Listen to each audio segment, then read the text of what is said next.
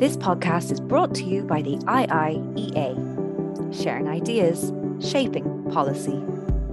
Well, good afternoon, ladies and gentlemen, or good morning, wherever you are. I'm very pleased to welcome you to this, the seventh in the lecture series, Development Matters, which is sponsored by Irish Aid, the Irish government's development cooperation programme. We're delighted to be joined today by Emanuela Del Re, who is the EU Special Representative for the Sahel. Emanuela has taken time out of her extremely busy and challenging agenda to talk to us today on the many challenges, threats, but also opportunities associated with that region. A few housekeeping points to begin with. Professor Del Re will speak to us for about 20 minutes or so, and we will then have a Q&A. For those of you in the room, please raise your hand if you have a question at that point, and we'll come to you with a roving mic. For those of you tuning in online, you'll be able to join the discussion using the Q&A function, which you'll find on your screen. Today's presentation and the Q&A are both on the record as usual. And please feel free to join the discussion on Twitter using the handle @IIEA. And we're also live streaming the discussion, so a very warm welcome to those who are tuning in via YouTube. At this point, I'd like to ask the Director General of Irish Aid, Michael Gaffey, to say a few words by way of introduction to Emanuela. And once again, Emanuela, you're very, very welcome. And we will talk in a moment about your close Irish connections. Michael. Thank you very much, and good afternoon and good morning, everybody. I always introduce these lectures and just do it very briefly because we're here for the speaker. But it's the Development Matters series of lectures is proving to be a really sort of exciting and useful series where we have through a partnership between Irish Aid and the IIEA, we're managing to get really influential and good speakers to come, not just about development, but about all issues around and relating to development cooperation. And we really are hugely honored. We've been trying for a long time to get this meeting, but to have with us today Emanuela Del Re, the EU Special Representative for the Sahel. We've had meetings with her today. We've had meetings in the past with her in Brussels, but I just want to say she is one of the most active EU representatives in any geographic area that I've certainly met. And she is a real thinker and a doer. I think, while she is the EU Special Representative since 2021, it is important to note also that she has experience in many areas of conflict, including the Balkans, including the Middle East. She knows a lot about Northern Ireland. She knows a lot about Irish music. She is... I don't know. I mean, you could go on forever. She is a professor. She's a sociologist. She is a writer. She is someone that really we are really honored to have here, and she doesn't hold back. So all I want to say is that when you're asking questions or making comments, be as open as possible, because I know that she will be as open as possible. And I asked one question when we had a meeting with her this morning, and I said I wouldn't necessarily ask this in a public meeting, and she said, "Why not?" So I think you can ask her absolutely anything. I want to welcome her to Dublin, back to Dublin, and to say how pleased we are and how honoured we are to be able to hear from you today. So, Emanuela, thank you very much. You, please, yeah, if you like. Well, it is an honor for me to be here, of course, and also emotionally speaking, I really feel at home, apart from old friends that I really consider very important also for my formation, I have to say, because I learned a lot from them. I think that Ireland is a land that has a huge experience in relating to big powers and trying to strive for its own place in the world. And it's now on the verge, after have been flourishing in a very important way in the European Union. It's trying to find a way also to bring its own experience to the global debate in a more effective way. And I'm really honored to have been asked to share some opinions and maybe some very modest advice to contribute to this process of this country. So thank you very much for inviting me. I really feel at home. And I think that, as I said, a country like Ireland, in a continent like Africa, and more specifically in a region like the Sahel, which is a very difficult region at the moment, can really make the difference. And I couldn't say that to everybody and also to every country. So I think that this visit, in the end, it's really very, very significant. Going to the Sahel and Africa in general, some political points I want to make, in particular referring to development cooperation. I think that we have done a lot in the continent of Africa as Europeans, Westerners, as we are considered, and also, of course, in terms of every single country of the European Union. But a change is needed for a simple reason, because despite our very strong ties to the leadership of Africa and of the Sahel in particular, we still speak different languages. We speak a language that is really representing from our side our way of looking at the world. And of course, this doesn't always match with the way the Africans look at us, and in particular, the Sahel looks at us. And I'm not only talking about the leaderships, because of course, when you talk about the Sahel, you are in front of leaderships at the moment, most of them who are the result of a coup d'etat. So these are putschist juntas that govern countries that are in desperate conditions because of security, immense security threats, because of unfortunately huge humanitarian crisis due to climate change consequences and other things, food security and all the rest. And also, of course, in terms of development cooperation, some incoherence and difficulty to keep everything together because of the very serious problems caused by the political changes and the global situation in general. So when we talk about Ireland, I spoke to your Minister of Development Cooperation this morning.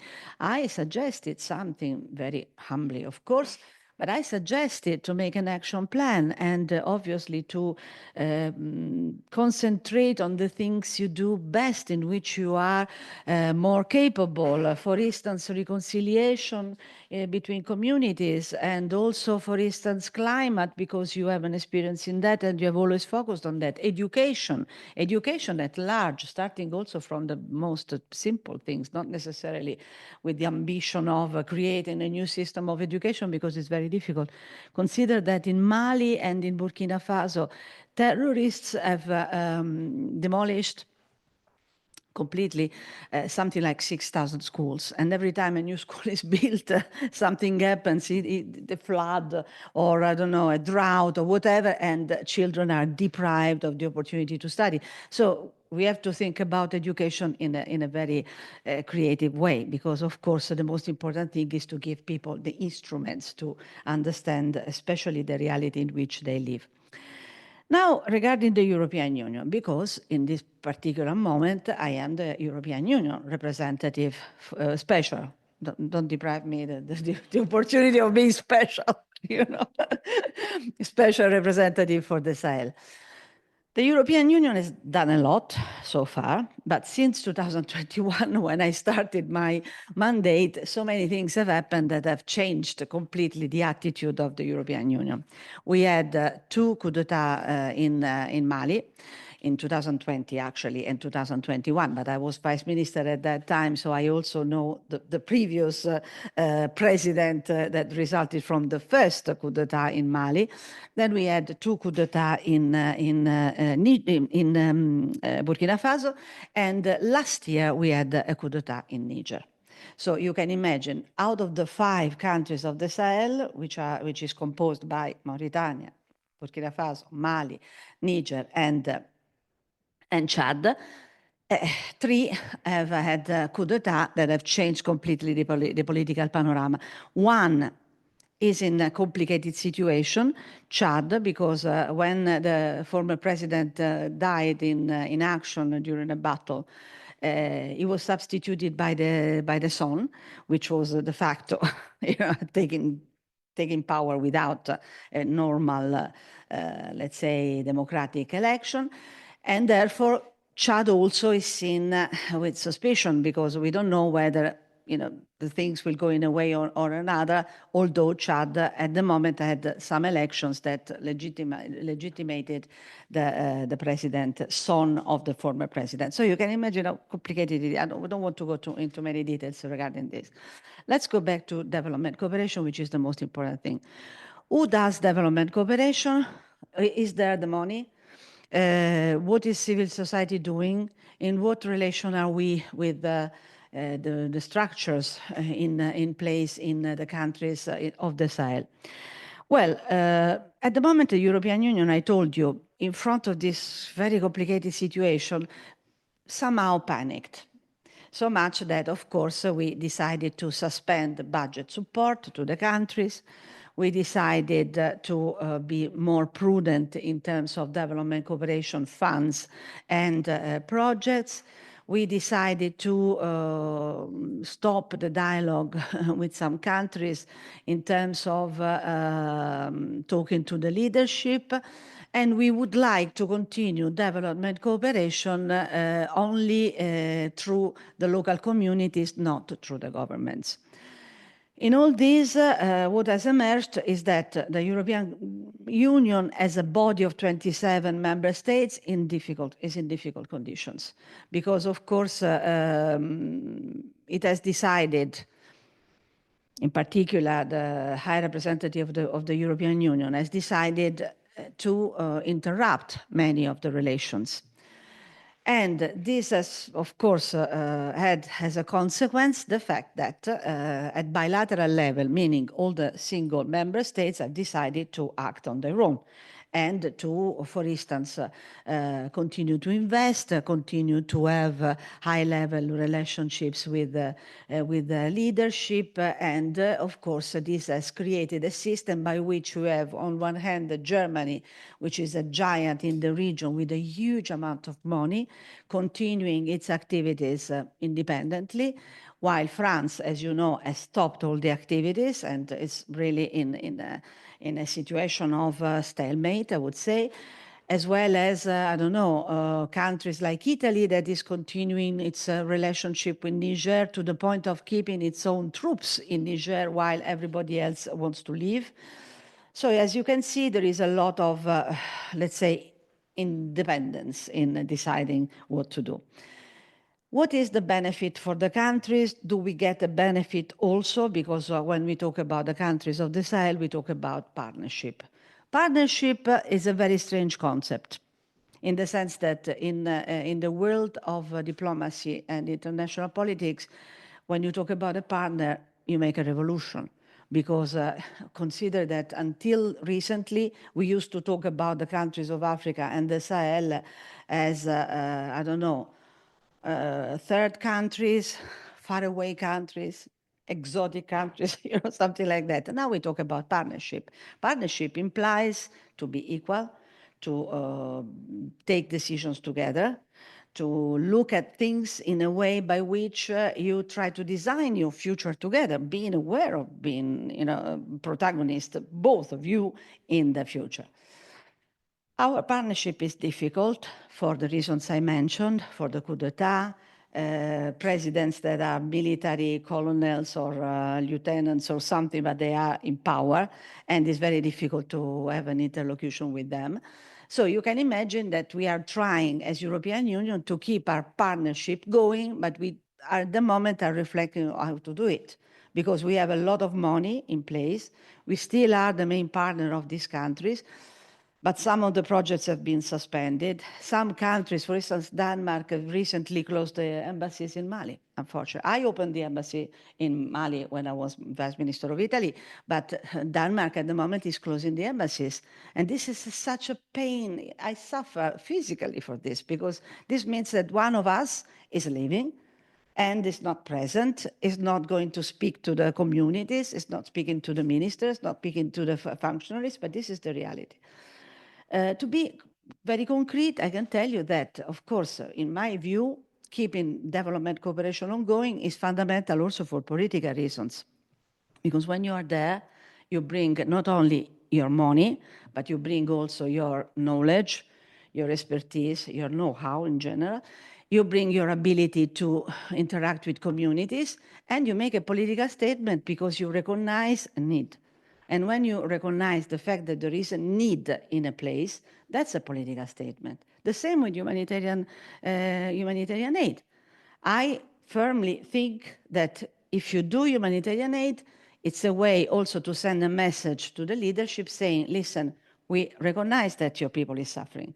We recognize that you are needing this kind of support. So that's another important element. So the European Union, in terms of humanitarian aid, remains the main provider.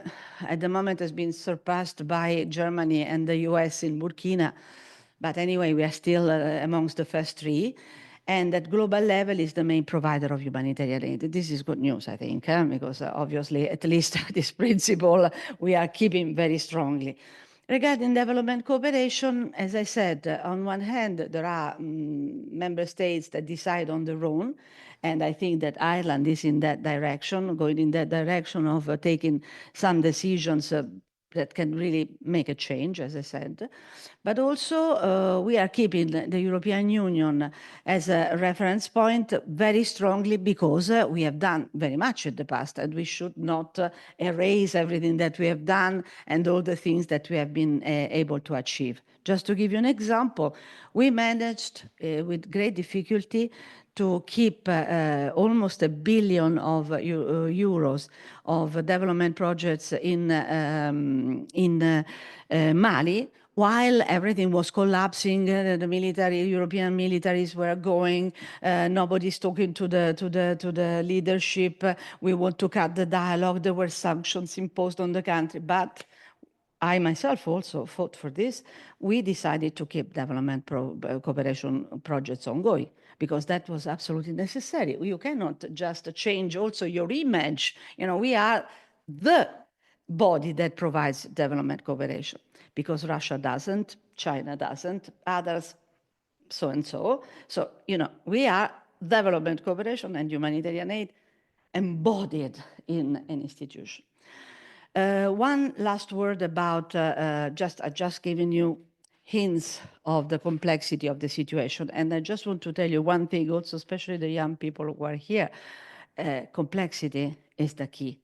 If you go for superficiality, it's killing the world. So we need to recognize the complexity of the situation. I hate when analyses are done from a distance, you know, trying to guess what the situation is and taking important decisions, for instance, at European Union level.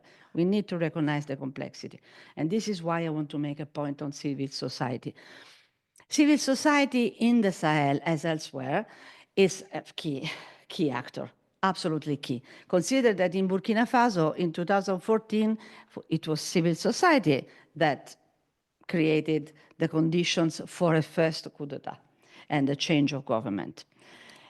Civil society at the moment is still particularly active, incredibly competent, very vocal when they are given an opportunity, but unfortunately in their own countries, the space for civil liberties is shrinking.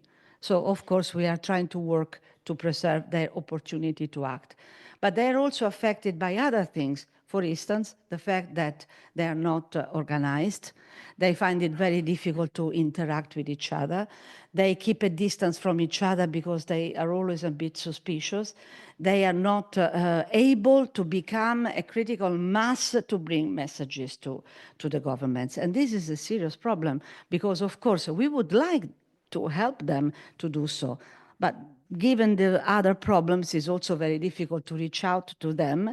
Most of the times we are too prudent, also at local level with our delegations, because maybe that NGO, local NGO, Maybe we don't know they are pro-government, they are against the government, they are against each other. We don't know. And therefore, who pays is the strength and the ability to act and to pass messages of the civil society.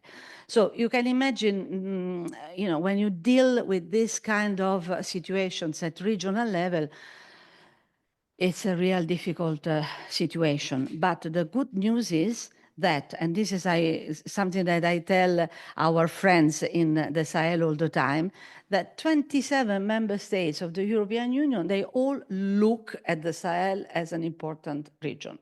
When in history has this happened before? Never. So I always tell them, listen, there is a huge opportunity. And this is why last year, and this is my legacy probably in my work, the most important legacy, when there was a moment in which there was the risk that the European Union would really, the 27 would really lose interest in the Sahel, would say there is nothing to do, so we have to stop caring for the Sahel.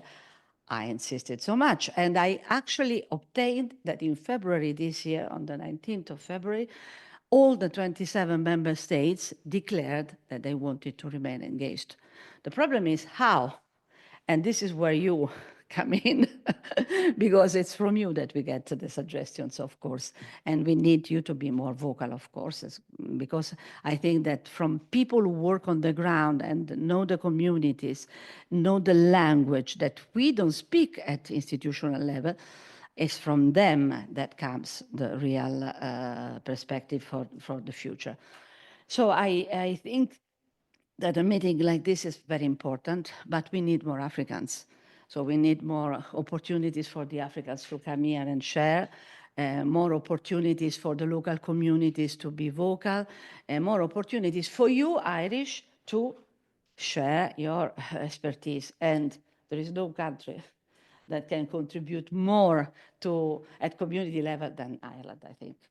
So I really want to thank you for inviting me, and I look forward for your suggestions, comments, because I can learn a lot from you. Thank you very much.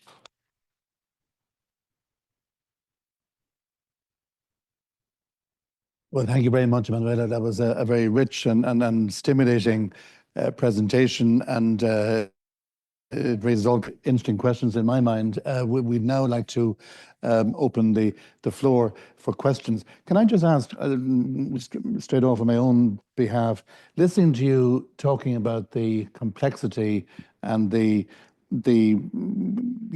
many differences between the individual countries, does it make sense still to talk about a single region called the Sahel? Now, it's defined by the EU in terms of 5 countries.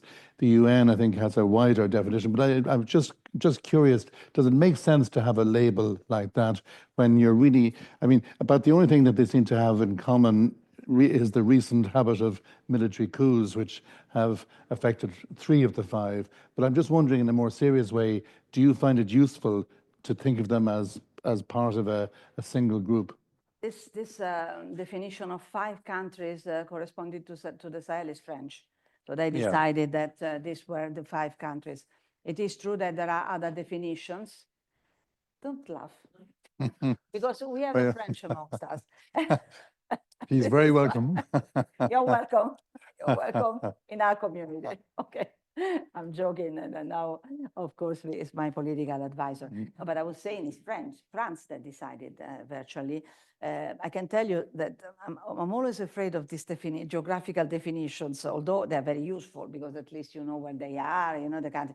Because, for instance, President Issoufou, former president of Niger, who was invested by the Secretary General Guterres to make a study on the region and so on, is going to propose, and I told him not to do, please, a new vision of the Sahel with 18 countries.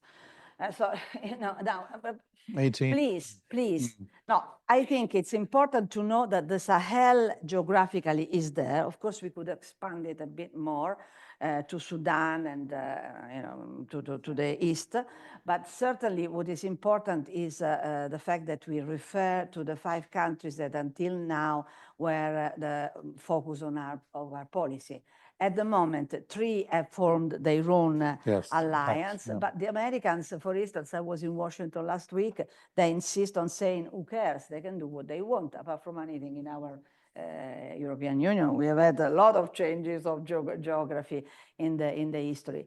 So the most important thing is that we consider anyway the geographical area.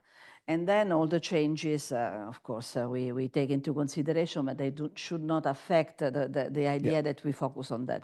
Of course, there will be a lot of effort to expand to the coastal countries. At the moment, they seem more stable, but I am afraid of this.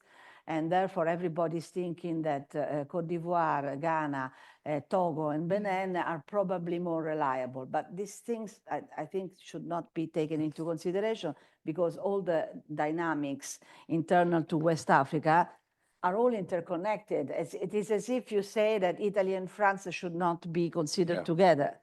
How can you not take into consideration all the interconnection and interdependence between them? Yeah. And Wendy, you made a very, I'll come to questions in 1 second. You made a very strong point about development cooperation as really the anchor of EU involvement in the region. I think we would all have taken comfort from that. And I see Nora Owen, former Minister for Justice, and Nora knows the whole development scene very well. Obviously, our Irish Aid colleagues, but I think that's a very, and the civil society colleagues as well.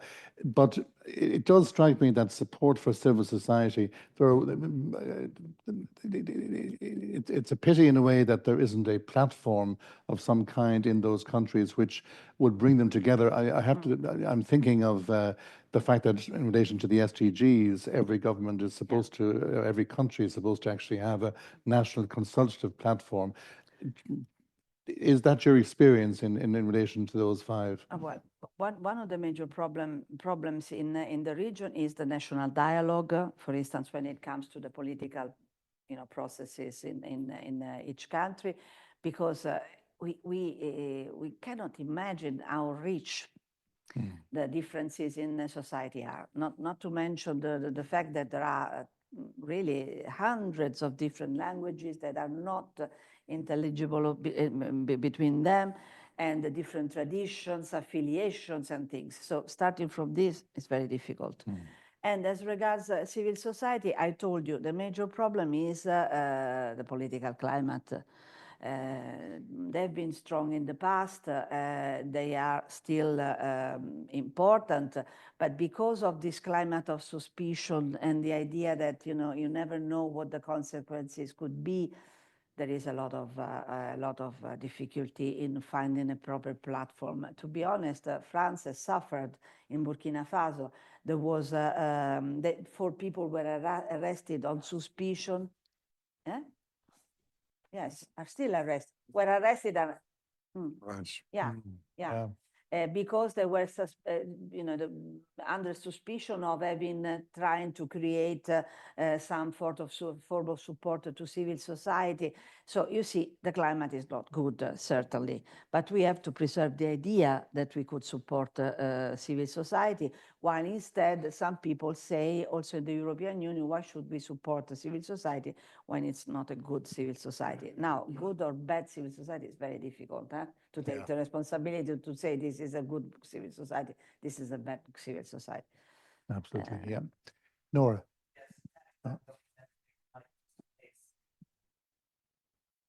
Yes, good afternoon, and it was fascinating. You're probably aware that when Ireland started to get involved in development aid way back in Garrett Fitzgerald's time, the countries that we picked were all on the East Coast, because I think my ignorance about the Sahel region is a bit big, I'm afraid, because we tended to think that it was French speaking and therefore we didn't really have a role there. It's still French speaking in a lot of instances, and I wanted to ask you, I mean, in some of the countries Ireland was working, in Tanzania and Zambia and these, there was a system where the EU delegate would bring together all the people from all the European countries that were helping with development aid.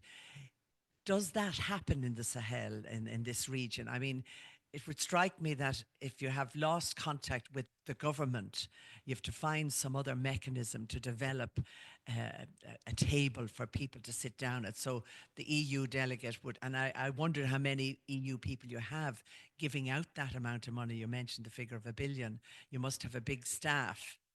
Only Because, money, but, in the but other I wondered countries how as many well. staff who are attached to the EU are actually in that region, and could they be playing a part in bringing together not only the Denmarks, the Germanys, the Italys, but also then using that as a base to bring in the civil society? Because it strikes me that that has been a success in a lot of the countries Ireland is working in, to get civil society involved and make them stay there. I mean, we don't hear many people from Mali or Senegal or Niger in the list of people coming looking for asylum in Ireland.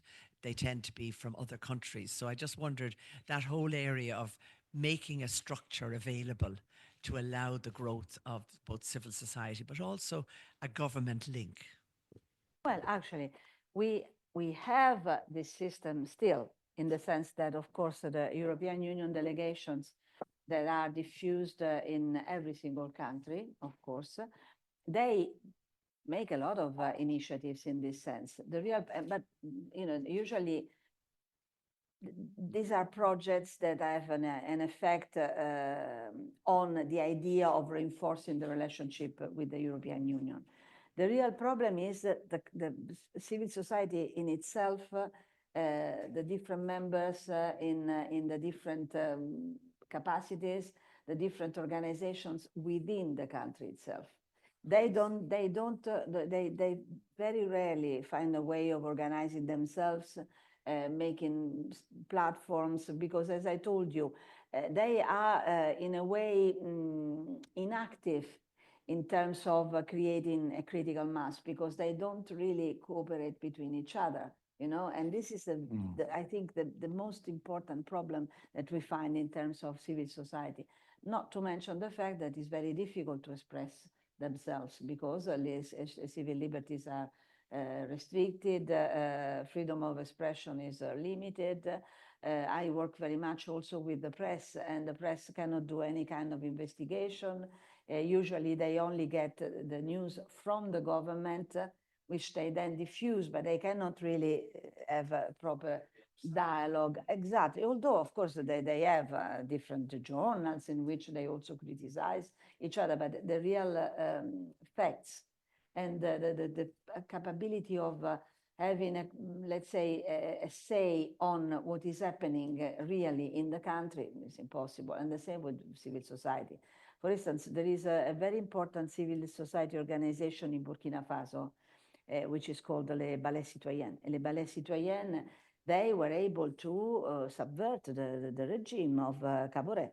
And before this coup d'etat, they sent away the previous president. They are very reputed, and they are more able to act also because they have had so much attention from the international, so much. I mean, Sahel is always marginal to other crises, but a lot of attention from the international system, that, of course, they are a bit safer in a sense, because they are more visible and more protected in that sense.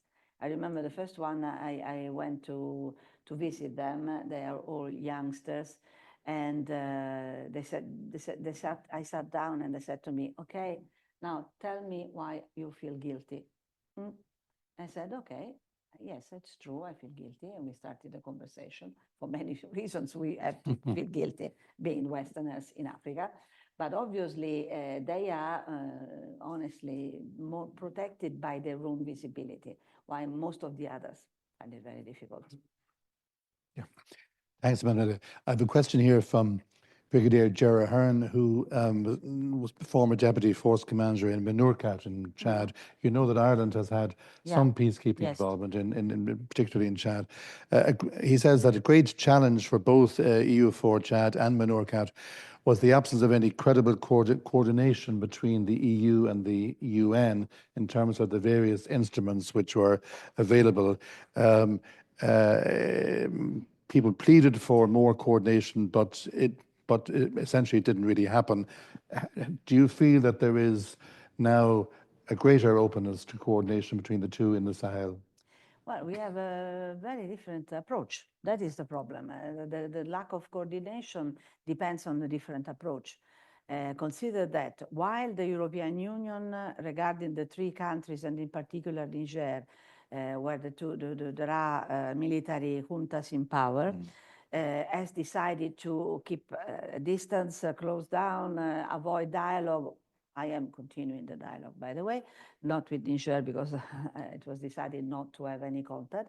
But while the European Union adopted this kind of approach, the UN has adopted a completely different approach because in the last few months there have been visits to the three countries, the three bad countries, the countries that create problems, but at the level of the special representative of the UN for Development Cooperation called Martieye in the region, who went with a very high-level technical mission to Burkina, Mali, and Niger, followed by Amina Mohamed, who is the number 2 of the UN, because she is the deputy of Guterres, and she's an extraordinary woman, no doubt. I've been in contact with her all the time while she was doing these missions. And they have decided to enhance the cooperation, to continue the dialogue, accompanied by the World Bank. And the World Bank, for instance, has never closed doors to the Sahel. They continue to support. I saw my dear friend Diagana, Ousmane Diagana, who is the number 2 of the World Bank and is in charge of the region, in Washington last week, and Ousmane told me very clearly, reinforced the idea that they want to continue to invest in the region and they want to help. The European Union is adopting exactly the opposite approach. So, of course, it's very difficult to coordinate, also at military level. I think that in MINUSMA there was a good cooperation, but MINUSMA is a very strange case. But in terms of cooperating with the UN, that was the only opportunity that we really had. At the moment, the UN would like to propose to us to act on our behalf as regards humanitarian aid and other things. Honestly, I think that we should rather coordinate, but not stop ourselves being the provider of humanitarian aid. Otherwise, we lose really our personality, our beliefs, our principles, and we do not protect our interests. I think that we are the European Union. We have to continue to be the European Union with the support of our like-minded countries, and also in cooperation with other important actors like the World Bank, IMF, and I think you'd find a lot of sympathy for that position here, I have to say. Yeah. There's a question from Seamus Allen, who's a researcher here in the Institute, who refers to the fact that there are debates really about whether it would be possible in some way to insulate EU development assistance for these countries from human rights abuses, from the very things you're talking about. I mean, the fact is that the EU tries to speak to cater to its own interests, and that includes high standards of human rights and so on. But is there some way in which long-term EU assistance to those countries could be almost insulated from these other considerations? I mean, I know about these debates. I'm not persuaded by them, but I'm just wondering, it really follows on from what you're saying. You've got, obviously, let's say, China and other parts of Africa, which is able to intervene intensively in different countries without any concern for human rights issues. Russia, will come to that in a moment, but it's a real dilemma for the EU that it would like to support these countries, but its own interests, or sorry, its own values, ultimately limit what it can do. Well, the issue of human rights, I've always said, and I repeat, is the real issue of this century, honestly. I am convinced. I have 2 sons, and I'm very worried for the future because of human rights, to be very honest, because human rights are becoming less and less prioritary in our political discourses. It's a reality, I'm sorry to say. Also because while we, of course, insist on human rights, universal human rights, the rest of the world in most parts are not particularly concerned. And this is something that we have to take into consideration in the way we approach human rights in countries such as the countries of the Sahel, but not only the Sahel, because also Nigeria, because also, I don't know, whatever. And of course, this is something that must influence our decisions. We have to keep on using human rights as a fundamental element of our actions, whatever, from military to humanitarian aid to development cooperation. But we have to define new ways of promoting this kind of discourse, because the way we have promoted so far, it seemed as if we were trying again to impose through a neo-colonialist or post-colonialist attitude. So we need to find good ways of proposing it. I was again at the UN in New York last week, and we were discussing it with oh my God, the name, the lady responsible for human rights in the UN. Okay, yes. Oh, yeah. And we discussed it thoroughly because we need to find a new language for this. For instance, we have to make people understand that the fact that you promote human rights reduces the tension between communities, and also reduces the anger of communities towards the government. It helps actually to facilitate certain processes within society. But this is a very difficult job. You can't just say this is universal, you have to respect it, because many things are very... For instance, we assigned the Samoa Agreement, which was a proposal of the European Union for most of Africa. And some of the countries didn't want to sign it because they thought that there was an imposition to accept our concept of gender, in particular defending the rights of LGBTQ+, and they stopped from signing, and this was at president level, ministers level, also countries that are considered by us very reliable and so on. They signed the agreement only when they were reassured that in the matters such as gender, they could follow the internal laws, not the laws of the European Union. So you see how complex it is. So human rights are fundamental, for me, essential, but we have to find ways, because usually China doesn't care, simply because they don't apply labor conditions or anything, so they don't require. Russia at the moment doesn't care, but also other countries, Saudi Arabia, they don't care. And Saudi Arabia is an ally for us, and is also an important partner in the Sahel. This is why when they asked me, what shall we do? I said, well, I think you are good in making money, give money. Don't pass messages, give money. This is what I said, but they know, because I think money is always good. Anyway, so, because human rights are very controversial, but if this researcher can contribute to find solutions, I would be very happy to continue the conversation. Could I just ask a question, Emanuela, about the current Russian involvement, Wagner and so on? Because I have the impression that maybe some of the Russians or some of the Wagner people are going back, they are being recalled, as it were, for duty in Ukraine. But what is your current assessment? The basis of all this story with Russia, there is a big misunderstanding, because Russia is present in these countries since decades. In particular, Russia supported the independence movements of most of the African countries. So they're friends since a huge, long, eternal time. So they're not just newcomers. The things have changed very seriously with the war in Ukraine. So now we see things completely differently, for good reasons, of course, reasonable reasons. But the thing is that at the moment they are present, but what they provide to the countries is really an illusion, in the sense that they give very little.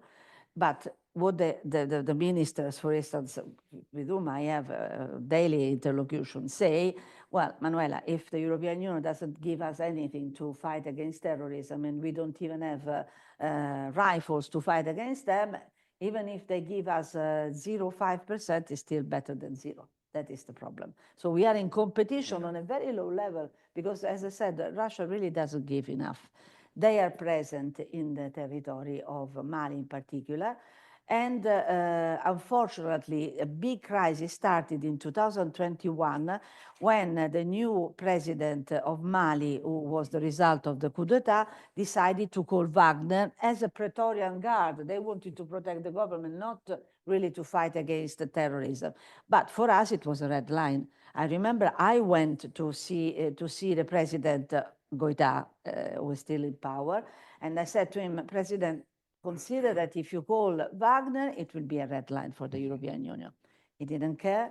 What followed was Wagner arriving, us suspending our training mission of the military that was had trained already something like 18,000 soldiers of the Malian army, more than half of the Malian army, okay?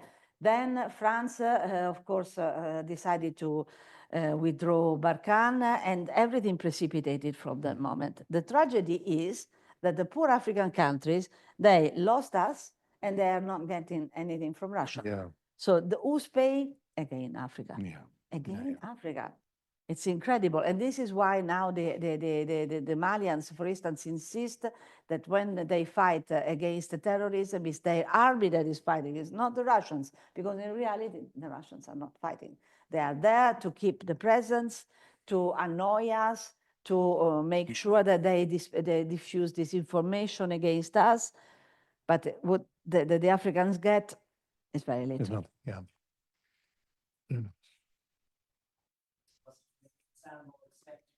Yes, no, well, Wagner was, well, the story is very complicated in the sense that Wagner was a group that was acting even without a contract.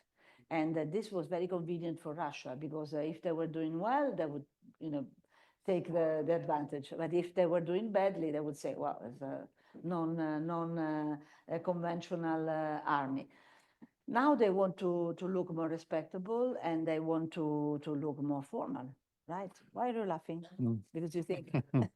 Ken Thompson. Thank you very much. We were dealing with for years with all these sham democratic governments, which only represented the urban elite and hardly saw the rest of their country. Then when they were obviously got rid of, we kept on trying to establish a new pathway for the re-imposition of democracy and setting deadlines for constitutional charters, for revisions of the electoral rolls, et cetera, et cetera. Are there people within the military juntas in the C3 on whom one can build? For example, we all know that in West Africa, there is a tradition of military people like Thomas Sankara in Burkina Faso, who were anti-colonialist, but also very far-sighted and lived ascetic lives. Do they not exist in these three military groups that are controlling the C3? Thomas Sankara, every Christmas I read with my sons. Quinten knows very well the speech he gave at the African Union in 1987. I think it's unforgettable.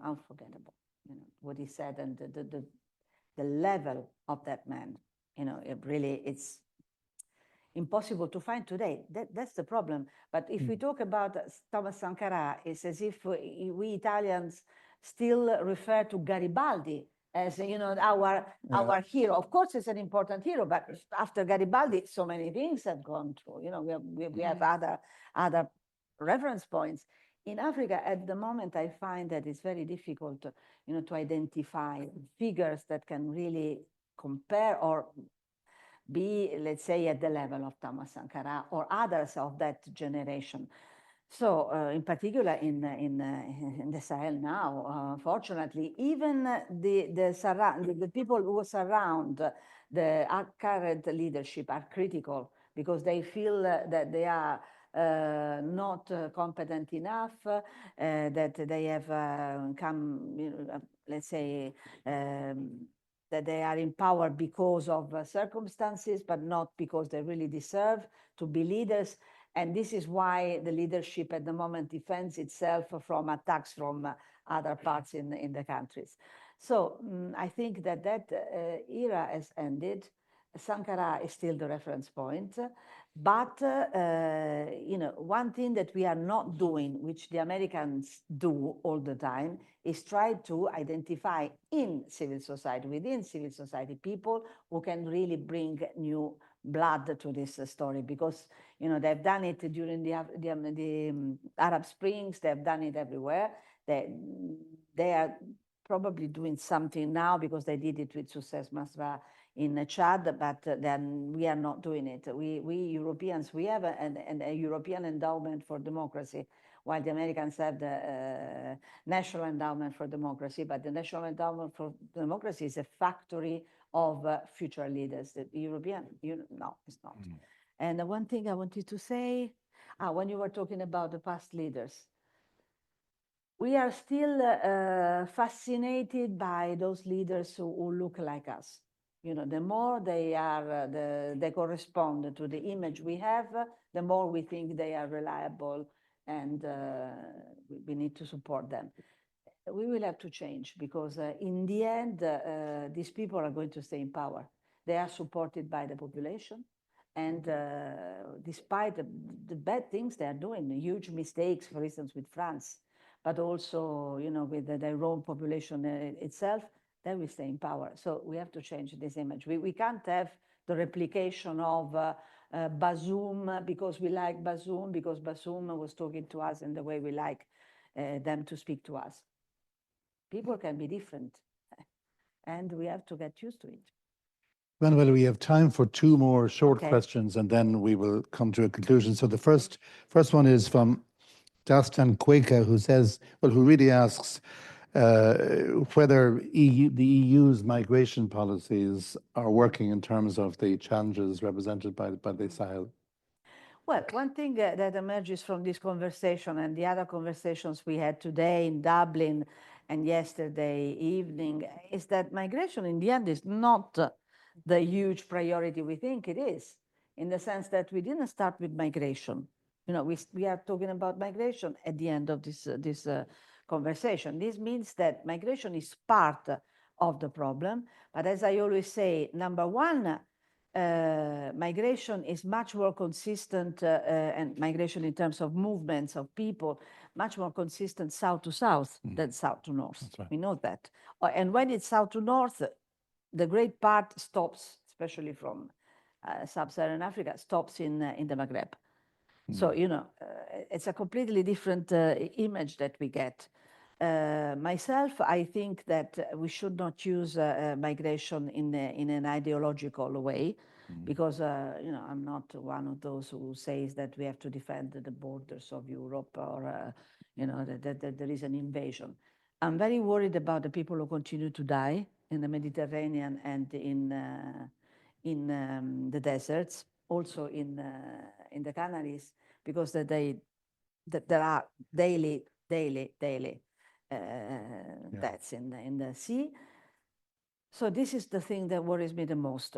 I think that some countries of the Sahel have understood that for us this is a very important thing at political level, and apart from anything, many countries use it as an important also electoral campaign element.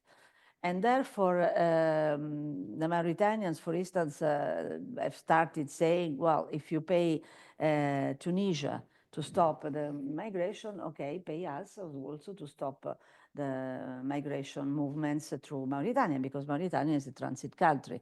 So they got von der Leyen and Sanchez in Mauritania giving 200 million.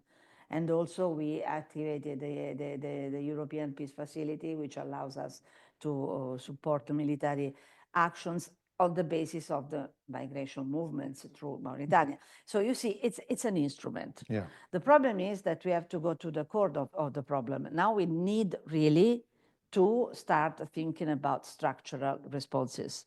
We need legal pathways, and this is absolutely essential. And at the same time, of course, it is true that we need to give instruments to the countries to grow, because people don't want to leave. We know that. Diasporas are fundamental, and we have to support diasporas more in our countries because they are supporting their own countries. The level of remittances is incredible. And you know how much, where does the most part, 60% of remittances go? In agriculture. So you see, in the end, there is a rationality in what people do.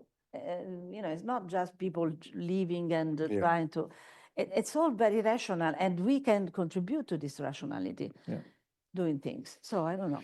Last question, Manuela, and it's a technical one, but it's interesting, from Patricia Wall of Self-Help Africa.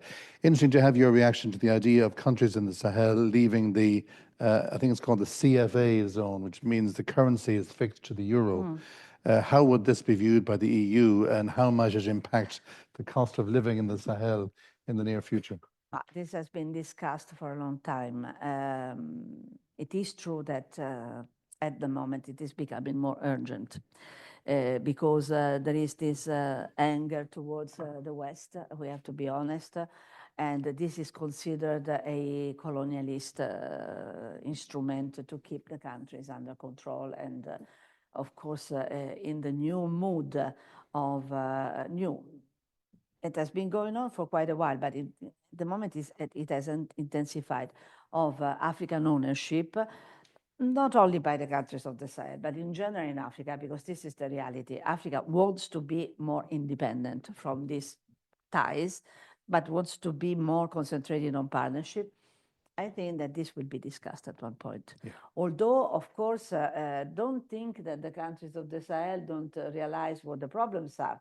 They are very, very, very, very clever. They are analyze everything very carefully, and this is why I think that the contribution of the IMF and of the World Bank is absolutely essential. I think that they are the ones who must take this responsibility to try to solve this very, very complicated issue. Because in any case, what we want in the end is African ownership. By all means, in the military terms, and there are opportunities. The only thing is we need the political will, and above all, to change our mentality, because this is not only Africa that tells us, but the fact that India wants to become the leader of the global South, and they made, for instance, a huge step forward by letting the African Union enter the G20. And when we say African Union, you mean 54 countries. It's not one country. So they are acting. And also Egypt wants to become the leader of sub-Saharan Africa. And we all have difficulties with it. So unless we reinforce our profile and we develop a European African language or African European language, we will find That's a very good point on which to end, developing an EU African language and means of understanding each other. This is my slogan. So, Emanuel, on behalf of the IIEA, and I see the Director General, Alex, right there in the front row with us, we'd like to thank you very, very much for a fantastic presentation, both informally earlier, but most of all now over the last hour or so. We really learned a lot, quite an amount of things to do, and Michael Gaffey will have also benefited from the session you had this morning in the Department of the Ministry. You mentioned the plan of action earlier on. I can see that filling up. I think you also mentioned the concept of political will. I think that's an impression that you are taking away with you from this trip to Dublin, because there's undoubtedly the political will, and I'm bowing to my present colleagues to sort of take that forward, a will to engage more fully in the Sahel countries. So thank you very, very much for. Well, it's me. Thank you. And just let me say that I want to thank you for the challenging questions, because it's not always the case. And also I want to say to Ireland that we need Ireland more vocal, more vocal. Let yourself be heard, and speak up. Yeah. Thank you. I've no doubt. This podcast is brought to you by the IIEA, sharing ideas, shaping policy.